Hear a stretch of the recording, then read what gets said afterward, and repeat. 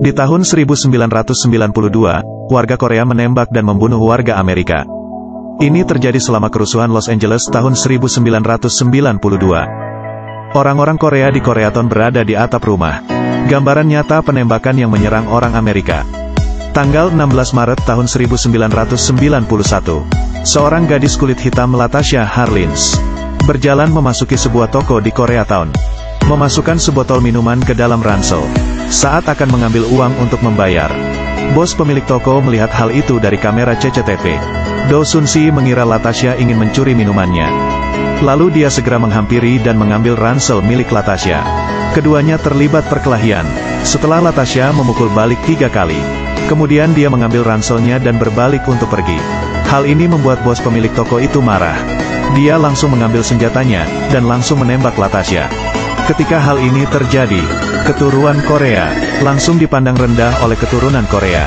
Mereka langsung memboikot toko-toko Korea, dan berunjuk rasa di luar toko Do Sun-si, menyerukan hukuman berat bagi pelaku. Tanggal 15 November tahun 1991, kasus terhadap Do Sun-si, menurut aturan pengadilan Los Angeles, dengan video dan konfirmasi dari teman Latasha, menyimpulkan bahwa Latasha memang dianiaya.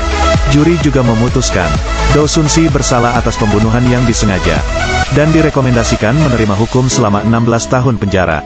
Namun Hakim Ketua, Joyce Carlin, tidak menerima rekomendasi hukuman juri. Berpikir bahwa reaksi Do Sun-si dapat dimaklumi, dan memberikan hukuman ke Do Sun-si, masa percobaan 5 tahun dan denda $500. Sebuah keputusan yang konyol.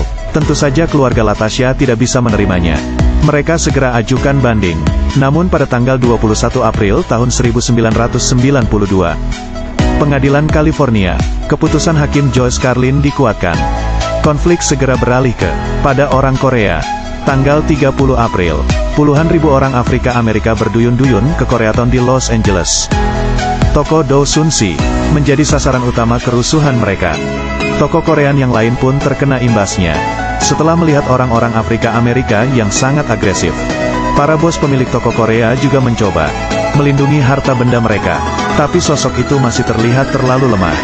Dan beberapa orang Korea yang melihat tokonya sendiri dijarah dan dirusak, menangis ketakutan. Orang-orang Korea ini mencoba meminta bantuan dari polisi AS. Tapi mereka tidak melihat polisi sedikit pun yang datang.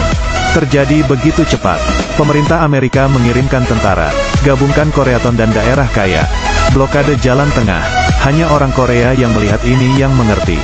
Meskipun mereka memiliki paspor Amerika, dapat menikmati perlindungan dari pemerintah Amerika. Orang-orang Korea bangkit melawan. Langsung mengumpulkan para pria di Koreatown.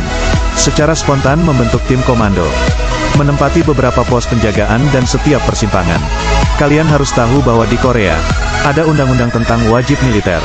Tim komando yang dimobilisasi ini tidak kalah dalam efektivitas tempur. Dan para preman Afrika Amerika ini, kebanyakan dari mereka adalah orang-orang yang suka membuat onar. Setelah melihat seseorang ditembak oleh orang Korea, tapi dia bisa berlari lebih cepat dari siapapun. Akhirnya, dalam kerusuhan 4 hari, orang-orang Korea bersatu. Setelah mengorbankan nyawa satu orang, dia meneruskannya. Seluruh kejadian mengakibatkan 63 kematian. Lebih dari 3.000 bangunan terbakar, lebih dari 3.000 bangunan terbakar. Kerugian ekonomi langsung berjumlah $1 miliar. Dan orang Korea bergantung pada kejadian ini. Mengubah gambar ke semek lembut. Bahasa Korea di atap, buatlah nama untuk dirimu sendiri. Sejak saat itu, orang Amerika tidak berani untuk memprovokasi orang Korea lagi.